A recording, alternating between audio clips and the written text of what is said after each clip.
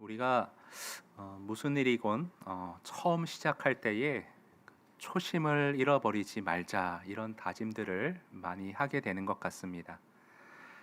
우리 이찬수 목사님께서도 처음 개척하셨을 때 그 교회 이름을 초심교회로 이렇게 본래 지으셨다가 성도들과 상의하면서 분당 우리 교회가 더 좀 좋겠다 이렇게 최종 결정을 하신 일화를 제가 전에 들은 일이 있습니다. 사람의 마음이라는 게요, 본디 하루가 다르게 변하기가 쉽기 때문에 목사님은 이것을 좀 경계하고, 그래서 교회 이름을 부를 때마다 마음을 다잡기 위해 그런 이름을 초심교회로 지었던 게 아닌가, 저 나름 해석을 그렇게 해보았습니다. 사람의 이런 가변적인 마음에 대하여서 그 중국 육조 해능이라는 대사가 아주 인상적인 이야기 하나를 남겼는데요. 아시는 분도 있을 겁니다. 이렇게 스승과 제자가 대화를 나누는 장면인데, 어느 날엔가 바람에 이리저리 휘날리는 나뭇가지를 바라보며 제자가 묻는 겁니다. 스승님, 저것은 나뭇가지가 움직이는 겁니까? 아니면 바람이 움직이는 겁니까? 스승은 제자가 가리키는 것은 쳐다보지도 않은 채 빙그레 웃으며 답했습니다. 무릇 움직이는 것은 나뭇가지도 아니고 바람도 아니고 내 마음뿐이다. 무릇 움직이는 것은 항시 네 마음만이 왔다 갔다 그렇게 변화를 일으키는 것이다. 여러분은 이 말에 공감이 가십니까? 시쳇말로 사람이 화장실 들어갈 때랑 나올 때 마음이 달라진다고들 하지 않습니까? 그런데 오늘 본문 안에는 감옥에 있었을 때랑 또 나왔을 때 그 마음이 완전히 뒤바뀌었던 한 사람의 이야기가 등장하고 있습니다. 본문 40장 1절에 보시면요, 1절에 그 후에 애굽 왕의 술 맡은 자와, 이 술 맡은 자가 변심했던 그 장본인입니다. 이 사람이 어떻게 마음이 왜 바뀌었는지 좀 앞뒤 상황을 살펴보기 원하는데요.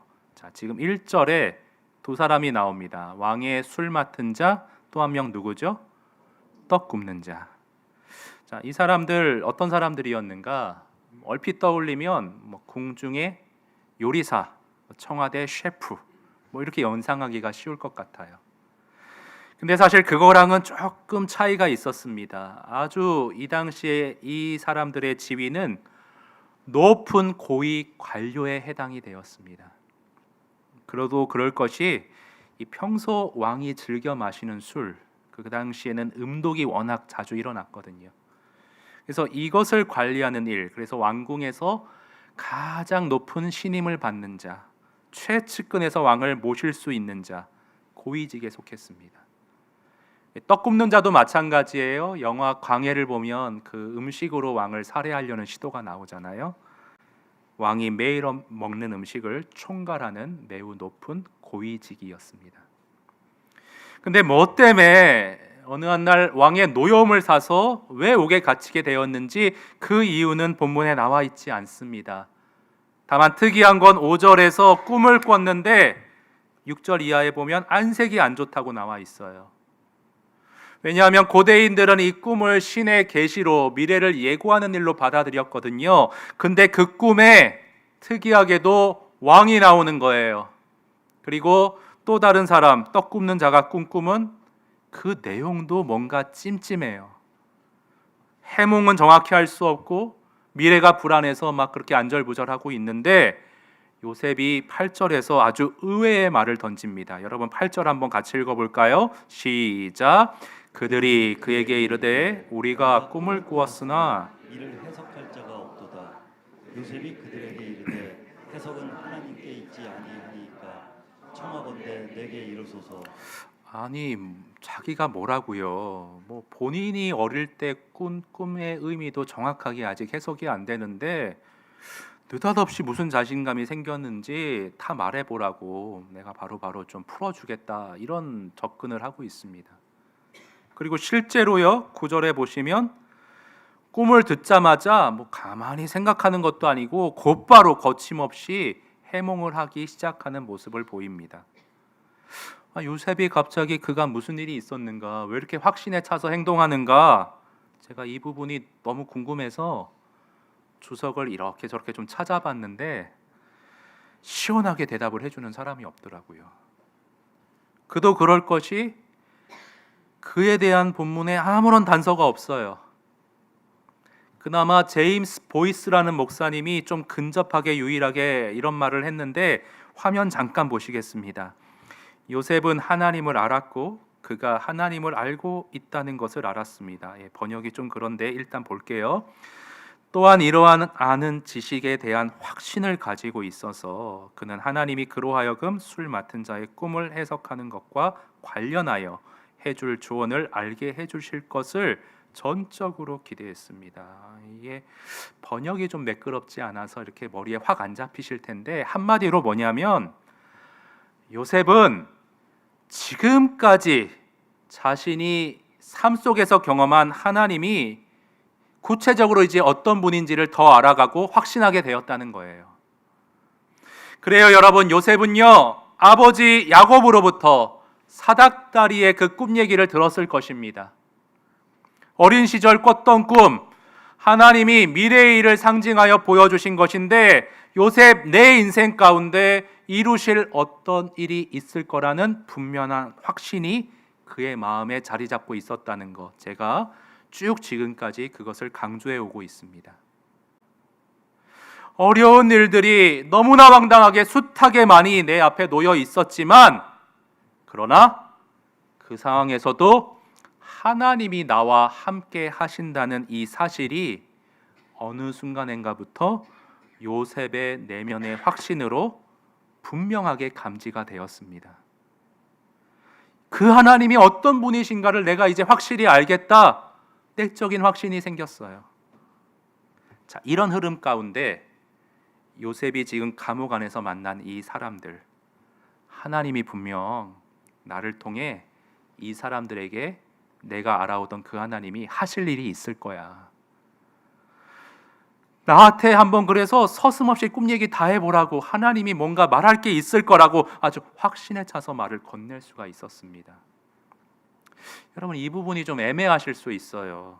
어떤 직감에 의해서 하나님의 하실 일을 감지했다. 이게 좀 아리송하게 다가오실 수 있는데, 그래서 제 개인적인 경험을 여러분에게 좀 조심스럽게 소개해 드리려고 해요. 여러분, 제가 일전에 설교하면서 예수님을 저의 구세주와 주님으로 영접했을 때 제가 꿈 하나 꿨다고 말씀드렸습니다. 근데 지금은 우리에게 이 완성된 계시 성경이 주어져 있기 때문에 하나님이 더 이상 꿈이나 환상으로 우리에게 말하실 이유가 없으세요.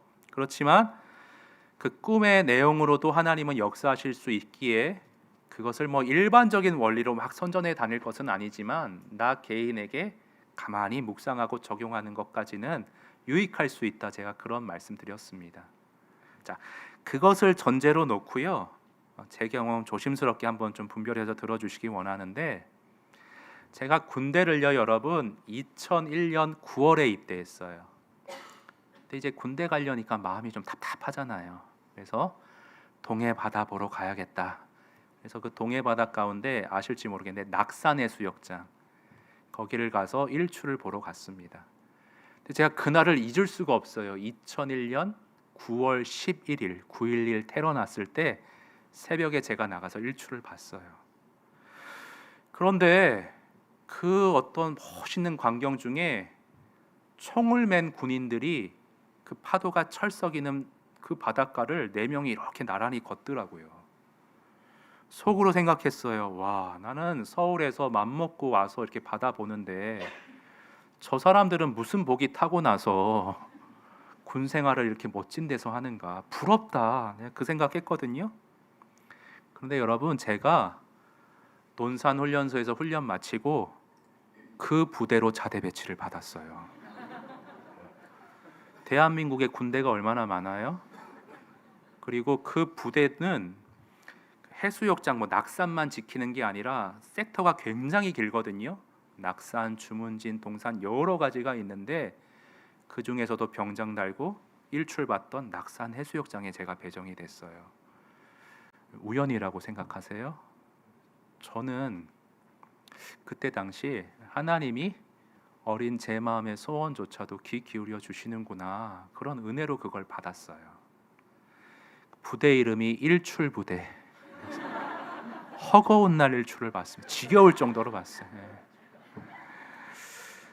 그리고 그렇게 제대하고 나서 시간이 좀 흘렀는데 이제 신학대학원에서 공부하면서 어느 교수님이 너무 참 저한테 많은 유익을 주시는 거예요. 성경 주석 보는 법도 알려주시고 유명한 목사님들 초빙해서 설교에 대해 목회에 대해 배우게 하시고, 야, 저런 목사님 밑에서 좀 더 곁에서 배우고 싶다.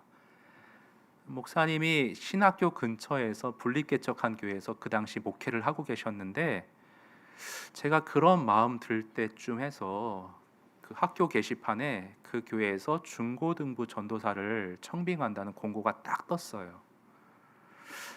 저는 너무 신비주의로 가면 안 되지만 그 공고문 보는 순간 진짜 직감적으로 내가 저기 가게 되겠다, 이런 확신이 들었어요. 어떤 감정적인 게 아니라 정말 설명하기 미묘한데 어떤 내적인 어떤 그런 설명할 수 없는 확신이 생겼어요. 그리고 실제 그 교회 가가지고요, 목사님이 이렇게 설교하고 버리신 종이들이 있잖아요. 제가 휴지통에서 그거 다 주워가지고 집에 가서 어떻게 본문을 해석하고 연구하셨는지 그렇게 6년을 공부하면서 성경 해석을 배웠습니다. 저는 군대를 낙산해수욕장으로 자대 배치 받았을 때, 또 군생활하면서도 하나님께서 심하다 때마다 저를 세밀히 돕고 진짜 실질적인 호흡으로 저를 인도하셨던 그 경험들, 신학교 졸업하고 그 교회로 갔던 어떤 이런 일들, 1년의 과정들을 지나는 동안 하나님이 살아계시고 나와 함께 호흡하시고 내 인생 가운데 개입하셔 나를 인도하고 계시는구나, 분명한 내적 확신이 아주 제 안에 은혜로 이렇게 넓혀지게 되었습니다. 근데 앞에서도 말씀드렸다시피 이게 너무 이런 것이 신비주의적인 방향으로 흘러가는 건 우리가 조심해야 돼요. 여러분, 루터 같은 사람은요 이런 말을 했습니다. 나는 종교개혁을 시작할 때부터 꿈이나 환상이나 천사 보기를 하나님께 구하지 않았다. 나는 다만 성경을 바로 깨닫게 해주시기를 기도하여 왔다. 하나님의 말씀대로 행하는 동안 나는 하나님의 길로 다니는 자이고 말씀대로 행하는 동안 잘못된 데 빠지지 않을 줄 안다. 이게 기본적인 자세예요. 그러나 저는 늘 균형을 강조하죠. 이게 기본 전제이지만 하나님이 내 삶 속에서 분명히 호흡하시고 족적을 남기시는 그런 분명한 경험들, 내적 확신들, 내 안에 하나님이 주시는 은혜로서 잘 묵상하고 담아내고 그것을 내 삶의 표지로 삼을 수 있는 균형이 우리에게 있으면 좋겠다 생각을 해봅니다. 여러분, 요셉은요 그 당시 성경이 없었어요. 삶 속에서 경험해온 하나님, 그 하나님과의 동행을 통해 알았던 것이죠. 아, 지금 이 두 간원장을 감옥에서 만난 거, 이들의 꿈 얘기를 접하게 된 거 우연이 아니다. 나를 통해 하나님이 지금 하실 일이 있고 이 꿈을 풀게 하실 거라는 어떤 직관에 의한 내적인 확신이 강하게 들었던 것 같습니다. 그래서 그 확신 속에서 하나님이 주시는 지혜에 따라 꿈 얘기를 듣자마자 망설임 없이 떠오르는 감동대로 그 꿈을 풀어낼 수가 있었던 것으로 저는 그렇게 본문의 상황을 이해하고 있습니다. 자, 꿈풀이 어떻게 됐느냐? 두 가지였잖아요. 술 맡은 관원장, 곧 복질될 거야. 아주 희소식이었죠. 반대로 떡 굽는 관원장, 곧 처형당할 거야. 암울한 소식을 정했죠. 그래서 여러분 거기 40장 13절에 보시면요, 13절, 바로가 술 맡은 관원장 당신의 머리를 들고 당신의 전직을 회복시키실 것이다. 다 이해가 되는데 머리를 든다는 표현이 좀 생소하실 거예요. 머리를 든다. 구약 성경에서 머리를 든다는 건 놓아주다, 명예롭게 복직시키다, 이러한 뜻을 담은 히브리식 관용 표현입니다. 그런데 성경에 언어 유희가 있어요. 비슷한 어떤 발음들을 뜻을 달리 이렇게 전하는 경우가 있는데 여러분 19절로 가보세요. 똑같이 떡 굽는 관원장의 머리를 든다는 표현이 나오는데 이거 언어 유희예요. 히브리어로 보면 발음은 비슷한데 형태가 좀 달라요. 그리고 뜻은 완전 반대입니다. 떡 굽는 관원장은 왕 바로가 당신의 머리를 드러낼 것이다. 머리를 드러낸다. 목이 잘리게 될 것이다. 참수당할 것이다. 그 얘기를 떡 굽는 관원장에게 지금 하고 있는 것입니다. 어찌 되었건 이제 술 맡은 관원장은 곧 풀려나니까 요셉이 부탁을 해요. 40장 14절 보시면 당신이 잘 되시거든 나를 생각하고 내게 은혜를 베풀어서 내 사정을 바로에게 아뢰어 이 집에서 나를 건져 주소서. 15절 나는 히브리 땅에 끌려온 자요 여기서도 옥에 갇힐 일은 행하지 아니하였다. 억울하게 갇혀 있으니까 나가거든 왕에게 말 좀 잘해서 풀려나게 해달라 부탁을 했습니다. 그런데 아쉽게도 그가 술 맡은 관원장이 어떻게 행했느냐 우리 23절인데요 한번 같이 읽어보겠습니다. 시작. 술 맡은 관원장이 요셉을 기억하지 못하고 그를 잊었더라. 야, 이게 사실은 굉장한 강렬한 기억의 사건이잖아요. 옥살이 하다가 꿈을 꿨는데 풀이를 해줘서 곧 풀려나게 되는 어떤 인생에서 정말 지워질 수 없는 강렬한 기억인데 어떻게 이렇게 한순간에 잃어버릴 수 있었을까? 학자들은 추측하기를 의도적으로 잃어버렸을 것이다 이런 추정들을 해요. 이게 근거가 뭐냐면 여러분 따지고 보면 요셉이 꿈풀이를 해서 감옥에서 풀려 나간 건 아니잖아요. 어차피 나가게 돼 있는데 그 며칠 상간으로 잘 마음을 좋게 풀이를 해준 것 뿐이잖아요. 그래서 요셉에 대한 고마움이 그렇게 크지 않았던 것 같고 굳이 그렇게까지 은혜라고 할 수 없는데 굳이 바로 왕에게 가서 이 아무도 모르는 히브리족 얘기 어색하게 꺼내는 게 좀 굳이 그렇게 해야 되나 쉽게 그냥 이렇게 잊고 넘겼던 그러한 상황으로 추정을 해봅니다. 그런데 그렇게 관원장은 화장실 들어갈 때 나올 때 마음이 쉽게 바뀌었지만 요셉 입장에서는 너무나도 큰 상처였어요.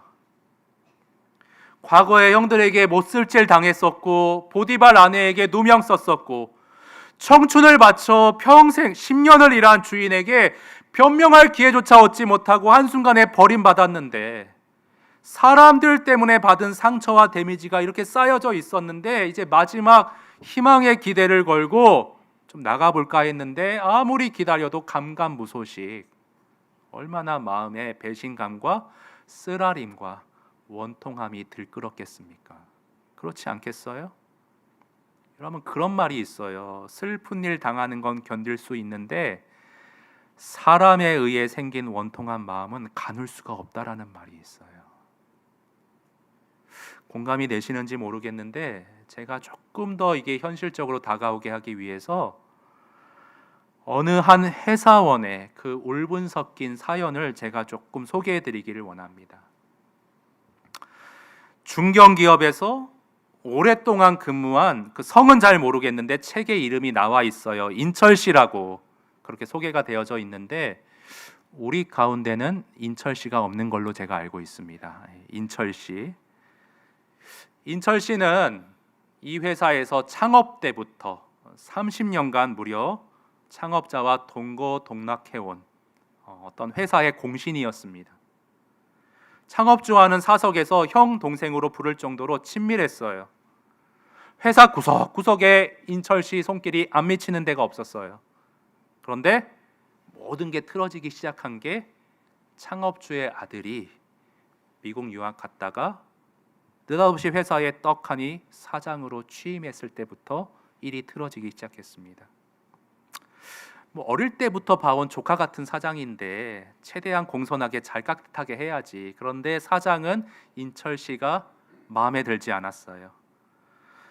사사 꽁꽁 깎아내렸고 회의석상에서 호통치기 일쑤였고, 그래서 급기야 회사 직원들이 어디에 줄을 서야 할지 눈치 보다가 어느 순간인가부터 인철 씨가 이렇게 다가오면 하던 대화를 멈추고 다 자리를 떠버리는 황당한 순간을 맞이했습니다.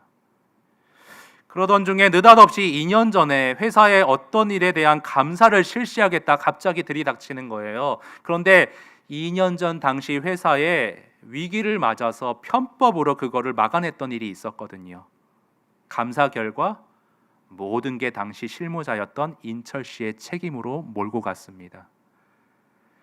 당시에 그 일은 창업주의 양해 아래 진행되었던 일이에요. 회장이 막아주겠지 찾아갔는데 웬걸 평생을 같이 했던 회장이 인철 씨, 당신이 그런 불법 저지를 줄 나는 몰랐어.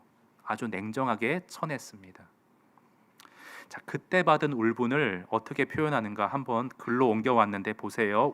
인철 씨는 울분이 터져 나왔습니다. 부당하다고 이럴 수는 없다고 외쳐보아도 회사를 그만둘 수밖에 없는 상황이었습니다. 잠을 자려고 자리에 누우면 회장과 사장 얼굴과 함께 자신을 피하던 직원들의 모습이 떠올랐습니다. 화가 차오르고 회사 사옥에서 분신을 해서라도 부당함과 억울함을 알리고 싶었습니다.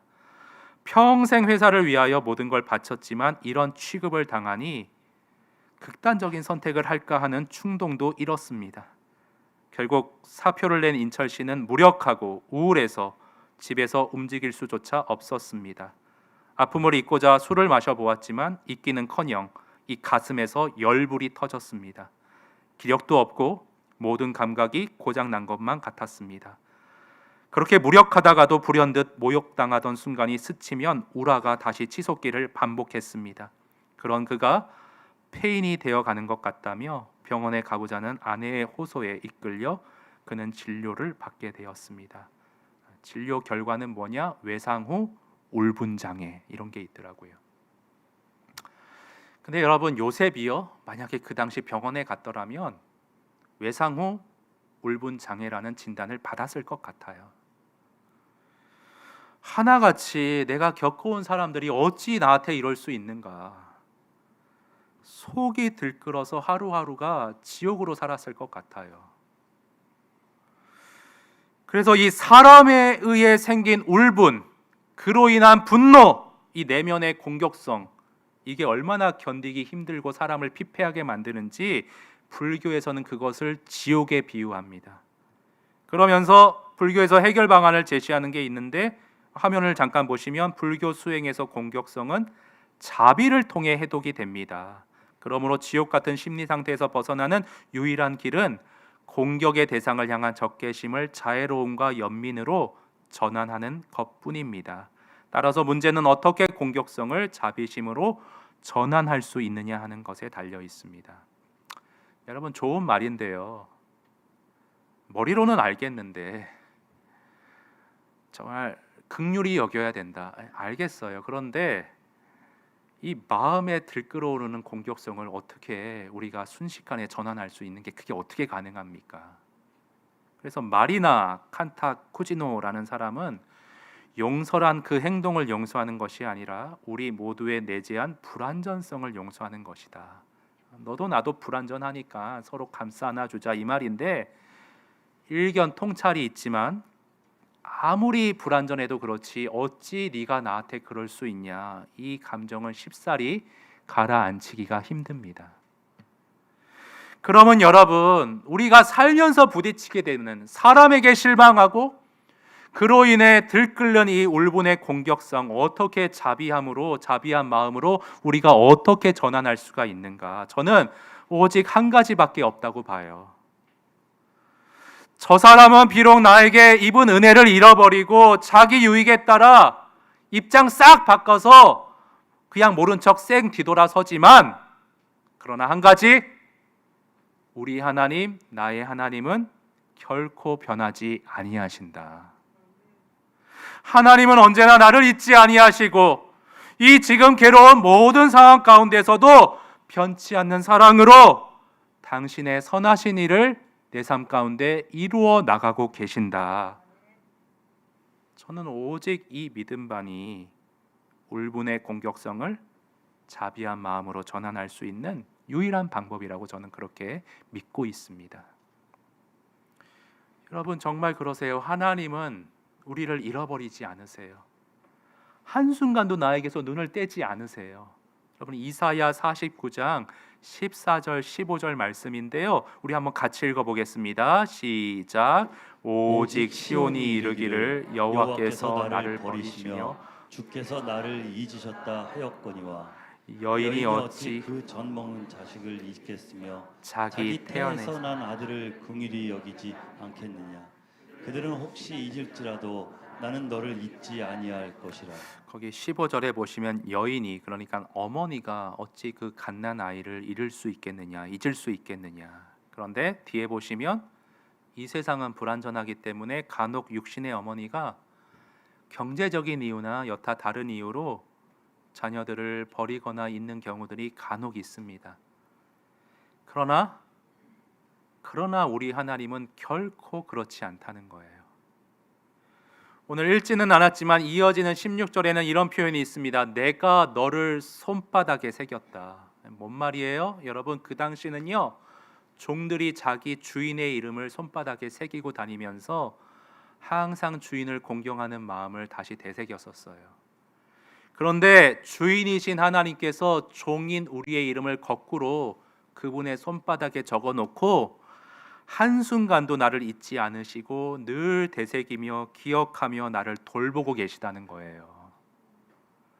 하나님은 요셉의 이름을 당신의 손바닥에 새겨 넣으시고 항상 요셉을 지켜보고 계셨어요. 방치한 적이 한순간도 없었어요. 비록 요셉 주변의 사람들은 그를 잃어버리고 가차없이 그를 내치고 배반하고 그에게 아픔을 주었지만 하나님은 그 모든 순간에도 한결같은 사랑으로 요셉을 늘 주시하고 계셨다는 것입니다. 여러분 그래서 그 결과가 뭐냐? 41장으로 이제 넘어와 보시면 창세기 41장에 넘어와서 1절을 보세요. 그렇게 감옥 안에 지냈지만 2년이라는 긴 시간 동안 하나님은 항시 요셉을 지켜보고 계셨다는 게 뭐로 증명이 되냐 하면 2년 뒤에 비로소 바로가 흉년을 예고하는 이 나라에 흉년이 닥칠 것을 예고하는 두 가지의 꿈을 꿉니다. 그런데 요셉이 이때 전에 관원장의 꿈을 해석해 준 경력이 있기 때문에 관원장이 꿈의 뜻을 몰라 괴로워하는 바로를 위해서 요셉을 생각해내어 만나게 해줍니다.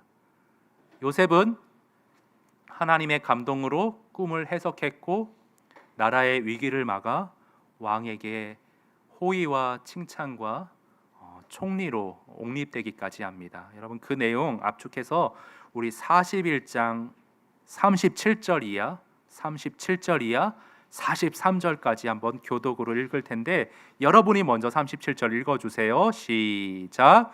바로와 그의 모든 신하가 이 일을 좋게 여긴지라. 바로가 그의 신하들에게 이르되 이와 같이 하나님의 영에 감동된 사람을 우리가 어찌 찾을 수 있으리요 하고 요셉에게 이르되 하나님이 이 모든 것을 내게 보이셨으니 너와 같이 명철하고 지혜 있는 자가 없도다. 너는 내 집을 다스리라. 내 백성이 다 너에게 너의 명령에 복종하리니 내가 너보다 높은 것은 내 왕자뿐이니라. 바로가 또 요셉에게 이르되 내가 너를 애굽 온 땅의 총리가 되게 하노라 하고 자기의 인장 반지를 빼서 요셉의 손에 끼우고 그에게 세마포 옷을 입히고 금 사슬을 목에 걸고 자기에게 있는 버금 수레에 그를 태우매 무리가 그의 앞에서 소리 지르기를 엎드리라 하더라. 바로가 그에게 애굽 전국을 총리로 다스리게 하였더라. 애굽 전국을 총리로 다스리게 요셉에게 맡겼습니다. 그런데 여러분 만약에요 옛날에 보디발의 아내가 유혹했을 때 주인의 아내에게 밉보여서 내 인생에 유익될 게 뭐냐 못 이긴 척 그 유혹에 넘어갔더라면 요셉의 인생이 어떻게 되었을까? 총리가 될 수 있었을까? 또 하나, 술 맡은 관원장이 감옥에 나가자마자 바로 왕한테 잘 말해서 요셉이 누명을 벗고 풀려날 수 있었다면 요셉은 어찌 되었을까? 자, 감옥에 갇힌 빨간 줄 거진 노예잖아요. 이방 노예잖아요. 또 어딘가로 팔려갔을 거예요. 뭐 핸드폰 위치 추적도 안 될 테니까 어디 시골에 들어갔으면 평생 찾지 못하고 거기서 평생을 썩게 되었던 것이죠. 그런데 하나님은 요셉을 계속 지켜보시면서 하나님 당신의 때에 어릴 적 꾼 꿈 그대로가 실현될 수 있도록 그때에 요셉을 풀려나게 하시어 애굽의 총리로 세우셨습니다. 우리가 여러분 어떻게 사람에 의해 생긴 울분과 상처를 어떻게 극복해 나갈 수 있을까? 한 가지예요. 나를 끝까지 한순간도 놓지 않고 지켜보시는 그 하나님, 내 생애 가운데 이 고통 울분을 넘어 선을 이루실 하나님, 그 하나님을 우리가 믿고 바라보며 살아갈 때 저는 유일하게 그 방법만이 우리의 울분의 상처와 올무를 씻어낼 수 있는 유일한 치료책이라고 봅니다. 요셉과 함께 하신 하나님은요, 오늘날 저와 여러분에게도 동일한 하나님으로 우리와 동행하고 계세요, 여러분. 요셉은 사람에게 집중하지 않았어요. 언제나 하나님께 시선을 고정시키고 살았어요. 그래서 51절에서 뭐라고 고백하냐면 41장 51절 우리 마지막으로 함께 읽습니다. 시작. 요셉이 그의 장남의 이름을 므낫세라 하였으니 하나님이 내게 내 모든 고난과 내 아버지의 온 집의 일을 잊어버리게 하셨다 하며. 여러분 간혹가다 어떤 성도님 만나 뵈면 이 감정이 올라올 때마다 과거에 누군가에게 받았던 상처를 끊임없이 끄집어내며 반복하는 분들이 있어요. 계속 그 원망의 굴레에서 벗어나질 못해요. 왜 그래요? 하나님을 보지 못하고 사람에게 시선을 고정하고 있기 때문에. 사람 보고 사람 탓하고 평생 그 상처를 끌어안고 살 줄만 알지, 그 상황 뒤에 계신 하나님을 바라보고 그분이 이루시는 경이로움을 경험해 나가면서 과거의 내 아픔 씻어내고 털어버리는 요셉과 같은 믿음이 없기 때문에 평생을 그 굴레에 갇혀서 사는 거예요. 그러나 여러분, 요셉은 하나님께 시선을 고정한 요셉은, 나를 보시는 하나님을 의지하며 살았던 요셉은 뭐라고 고백해요? 하나님께서 내 모든 고난과 과거의 상처를 다 씻고 잃어버리게 하셨느니라. 할렐루야. 제가 일전에 여러분에게 목회가 힘들다고 말할 수가 없는 게, 우리 성도님들은 사회에서 훨씬 더 심한 전쟁터에서 힘겹게 살아가고 있기 때문에 목회가 힘듭니다, 이런 말을 감히 못하겠다, 제가 그런 말씀 드린 적이 있습니다. 여러분, 목회도 나름 고충이 있는데 그게 뭐냐 하면 사람을 상대하는 일이기 때문에 어려운 것 같아요. 오늘 다르고 내일 다른 그 가변적인 사람의 마음을 잘 헤아리고 어루만지고 목회하는 일이 결코 쉽다고는 말하지 못할 것 같습니다. 그래서 여러분, 우리 목사님들 중에서 또 사모님들 가운데 공황장애로 힘들어하시는 분들 계세요.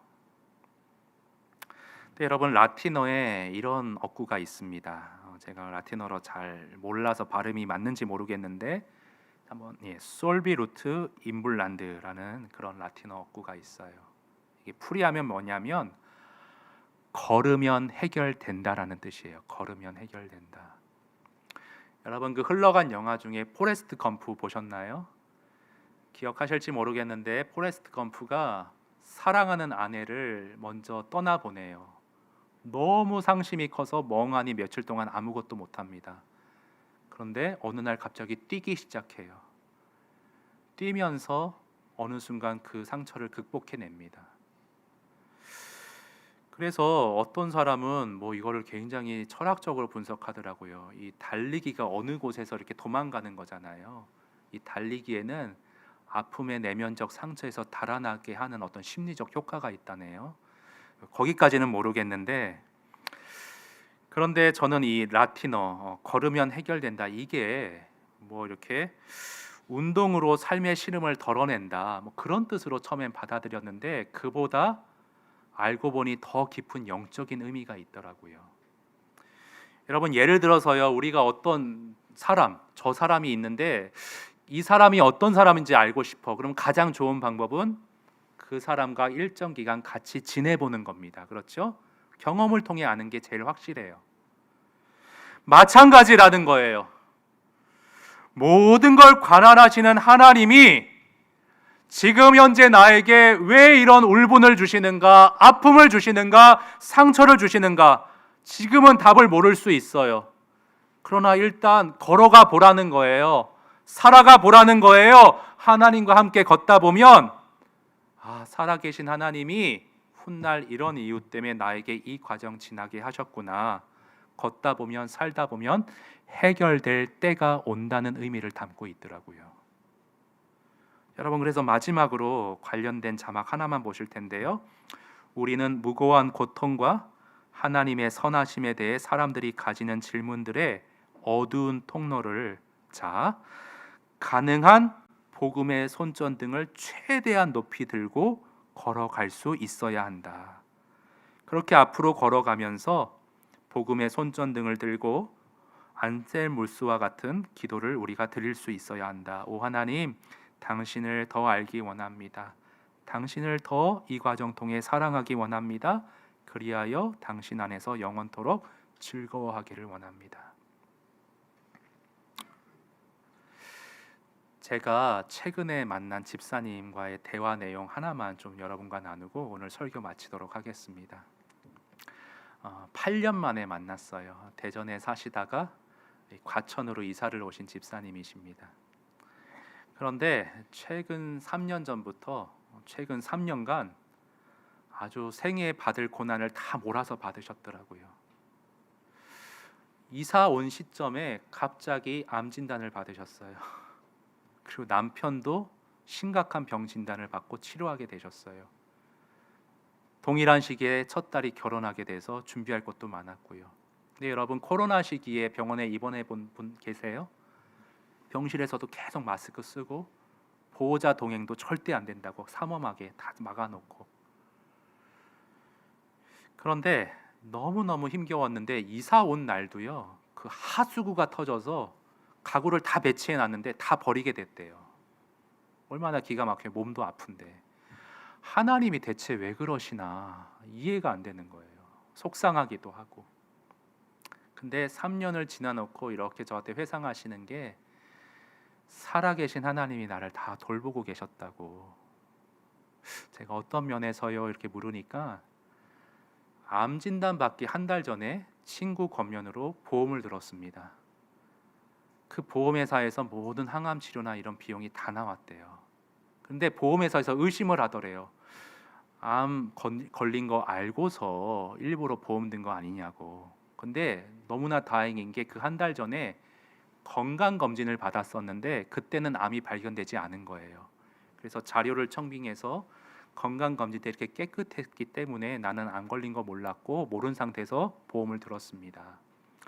그래서 그 보험회사에서 나온 치료비가 총 3천만 원이었는데 그 회사에서 최대로 지원하는 금액이 딱 3천만 원이었대요. 목사님, 이게 우연이겠냐고. 하나님이 모든 가정 나와 동행하시며 다 살피고 계셨다는 것을 사인으로 주신 것 같다고. 그런데 생각해 봤대요. 근데 왜 그렇게 살아계시고 나를 지켜보시는데 왜 이런 어려움을 한꺼번에 다 당하게 하셨을까? 마음에 드는 생각이, 그 어려운 과정 동안 교회 식구들로부터 기도에, 중보 기도에 은혜를 많이 입었는데 앞으로 건강 회복하여 남은 내 남아있는 생애 동안 교회 아픈 사람들 더 돌아보고 기도하고 살피라고 하나님께서 마지막 사명으로 나에게 그런 사인 주신 것 같다고 그렇게 하나님의 뜻을 이해하고 받아들였습니다. 사랑하는 여러분, 그 집사님과 함께 하셨던 하나님, 요셉과 함께 하셨던 하나님, 그 동일한 변치 않으시는 하나님이 오늘 우리 삶에도, 나의 삶에도 늘 함께 계시며 지켜보시며 오늘 나를 인도해 가고 계십니다. 요셉의 생애와 마찬가지예요. 우리의 생애도요, 나의 가는 길이 전부 다 하나님의 손에 붙들려 있어요. 그 주님이 내 길을 인도하시는 것을 여러분 믿음의 눈으로 바라보세요. 그리고 어떠한 상황, 어떠한 울분, 어떠한 상처를 만나게 되더라도 그 변치 않으시는 주님의 손을 붙들고 그 사랑 가운데 여러분의 인생길을 걸어가시기를 바랍니다. 그렇게 걸어가시는 동안 여러분에게, 저에게 주님을 더욱 알아가는 은혜, 주님을 더 가까이 확신하고 사랑하게 되는 그 은혜, 그 주님이 너무 좋고 즐거워하게 되는 그 은혜가 저와 여러분의 생애 가운데 경이롭게 경험되어 가시기를 우리 주님의 이름으로 간절히 축원드립니다. 우리 함께 찬송하시겠습니다. 하나님 사랑 변치 않는다. 하나님 사랑 변치 않는다. 세상 다 변하고 날 버린다 해도 하나님 사랑 변치 않는다. 하나님 내 길 인도하신다. 하나님 내 길 인도하신다.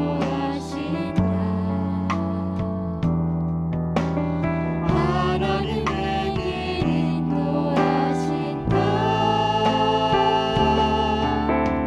나의 가는 길과 주님께 있으니 하나님 내 길 인도하신다. 하나님 사랑 변치 않는다. 하나님 사랑 변치 않는다. 세상 다 변하고 날 버린다 해도 하나님 사랑 변치 이름으로 고백합니다. 하나님 내 길 인도하신다. 하나님 내 길 인도하신다. 하나님 내 길 인도하신다. 다 주께 있으니 나의 가는 길과 주님께 있으니 하나님 내 길 하나님께 내 집 모두 맡기면서 여러분 하나님 내 길 인도하신다. 하나님 내 길 인도하신다. 하나님 내 길 인도하신다. 나의 가는 길과 주님께 있으니 하나님 내 길 인도하신다.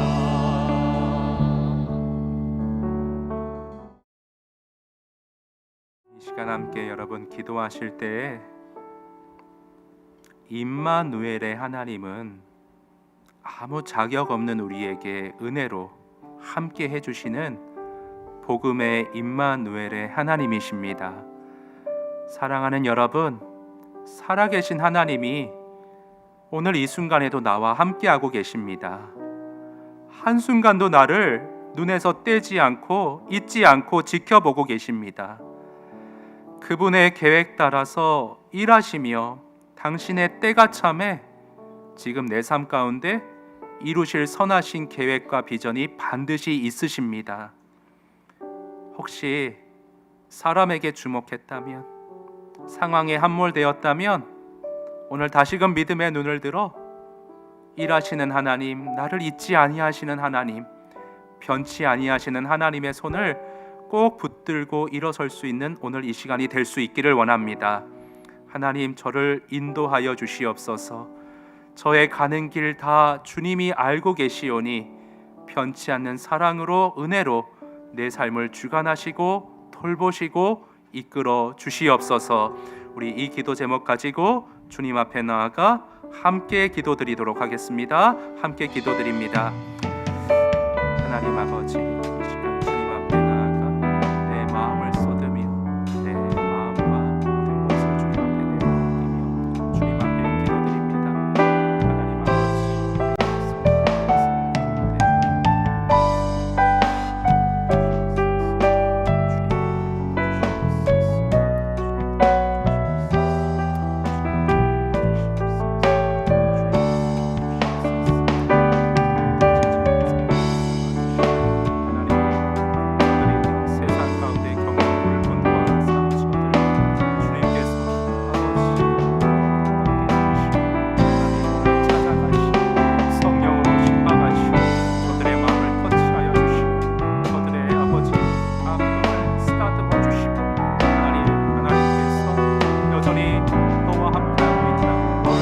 손바닥에 새기고 늘 들여다보고 있음을 하나님 그 은혜를 상기하게 하시고 내가 오늘 이해하지 못할 일이라도 하나님이 인도하고 계시니 그 주님의 손잡고 꾸준히 걸어가겠다 믿음으로 선언하며 다시금 용기를 낼 수 있는 우리 믿음의 사람, 우리 성도 소리교회 모든 믿음의 지체들 다 될 수 있도록 주님께서 도와주시고 인도하여 주시옵소서. 도와주시옵소서.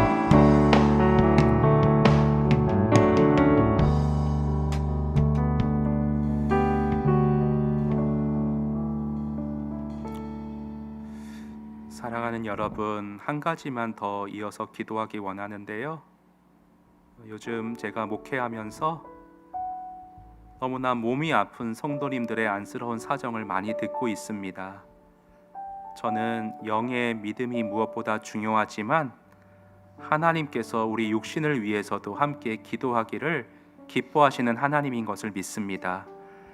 이 시간 나의 질병을 위해서, 마음의 아픔을 위해서, 또 나는 아니더라도 내가 알고 있는 지체들을 위해서 그들에게 치유의 은혜가 임할 수 있도록, 그들에게 주님의 돌봄의 손길이 미칠 수 있도록, 그들이 그 손길을 확연하게 보고 힘을 낼 수 있도록 우리 위해서 좀 기도하는 시간 갖도록 하겠습니다.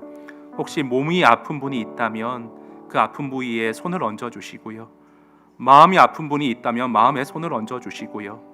내가 아니라 누군가의 아픔을 알고 있다면 서로를 위해서 이 시간 좀 함께 기도하는 시간 갖도록 하겠습니다. 함께 우리 위해서, 나를 위해, 서로를 위해 함께 기도하겠습니다. 하나님 아버지, 이 시간 우리 사랑하는 성도님들의 사정을 주님 앞에 아뢰며 주님 앞에 치유를 구하며 기도합니다. 하나님, 믿음의 손을 올렸사오니 주님께서 치유하여 주시고 어루만져 주시고 싸매어 주시고 하나님, 저들의 삶의 눈물을 주님께서 직접 닦아 주시는 은혜로 함께 돌보아 주시기를 원합니다. 하나님, 우리가 육이 아프면, 몸이 아프면 모든 것이 무너지기가 십상이고 모든 것이 아버지 하나님 다 지탱할 수 없을 만큼 우리에게 육체적인 건강이 중요함을 알고 계십니다. 하나님, 붙잡아 주시옵소서. 회복시켜 주시옵소서. 치유의 강선을 비추어 주시어서 우리 공동체의 기도 가운데 믿음으로 역사하시는 하나님께서 저들의 아픔을 말끔히 씻어주시고 회복시켜 주시고 낫게 하는 은혜로 다시금 일으켜 세워 주시옵소서. 하나님 아버지, 마음의 병으로 굶어가는 사람이 있습니까? 하나님 저들을 가엾게 여기시고 긍휼히 여기시고 몸의 아픔보다 마음의 상처가 큰 것을 주님이 아시오니 주님 쓰다듬어 주시고 어루만져 주시어서 하나님의 돌보심 속에서 내가 너와 함께한다는 복음 속에서 힘을 내서 이 고난의 터널을 통과할 수 있도록 주님께서 도와주시고 주님께서 하나님 은혜 가운데 인도하여 주시옵소서. 주님 도와주시옵소서. 주님 이끌어 주시옵소서.